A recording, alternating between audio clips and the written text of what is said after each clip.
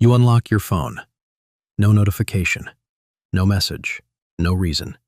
You look at the screen for a second, lock it again, and place it back on the table. Then, a few minutes later, your hand reaches for it again.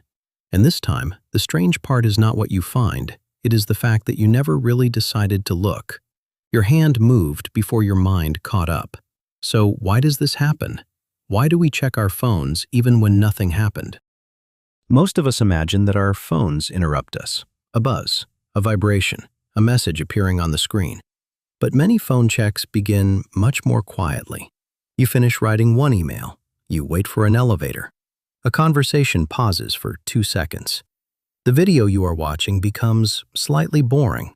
You reach a difficult part of your work. Or you lie in bed with nothing demanding your attention for a moment. And almost automatically, your hand moves toward your phone. These are not always phone moments. They are transition moments, tiny gaps between one thing and the next. And your phone has slowly learned how to enter almost every one of them. Researchers at the London School of Economics studied this behavior in everyday life. They analyzed more than 200 hours of first-person video from 37 smartphone users, and they found something surprising. Only 11% of the phone interactions they observed were triggered by an alert. The other 89% were started by the users themselves. In that study, people interacted with their phones roughly every 5 minutes, often without fully noticing that they were doing it. So the notification is not always the real trigger. Sometimes the trigger is simply a pause, a little boredom, a little restlessness, a task becoming uncomfortable. A moment when your mind does not know what to do next. Researchers have a name for this kind of behavior, a checking habit. It is the brief, repeated act of opening your phone to inspect something that may have changed. Messages, email, news, social media, the lock screen itself. Sometimes there is something waiting for you, a reply from a friend, a new post, a useful update, something funny, something interesting. But often there is nothing, and strangely, that does not stop the habit, because the reward is not only what you find, it is the possibility that this time there might be something. Think about what happens while you are working on a difficult task. Your brain feels a small amount of friction. Maybe the sentence is hard to write. Maybe the spreadsheet is boring. Maybe you are waiting for someone to respond. Maybe you feel slightly awkward because nobody is speaking. Your phone offers a quick exit, not a dramatic escape, just a tiny one. For a few seconds, you do not have to stay inside that uncomfortable moment. You can look somewhere else. And because the relief arrives so quickly, your brain begins to remember the route. Pause, reach, unlock, check. Repeat that enough times, and the pause itself becomes the cue. This is why you may sometimes open an app and immediately wonder why you opened it.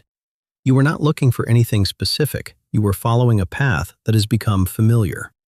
The same path may appear while you wait in line, while you sit on the sofa, while you watch television, while you walk from one room to another. Even while your phone is already in your hand, you may close one app and open another without a clear reason. Your mind is not necessarily asking for information. Sometimes it is asking for novelty. Sometimes it is asking for connection. And sometimes it is simply asking to avoid a few empty seconds. None of this means that phones are bad. Your phone can help you work, learn, speak to people you care about, and solve real problems. But there is a quiet cost when every small pause is immediately filled. Those little gaps may seem unimportant, but they are also the moments when your mind gets a chance to breathe, to notice the room, to finish a thought, to feel what you are feeling, to let one part of the day end before the next part begins. When every pause becomes a screen, your attention does not disappear all at once. It disappears in tiny pieces, a few seconds here, a minute there, one automatic check after another.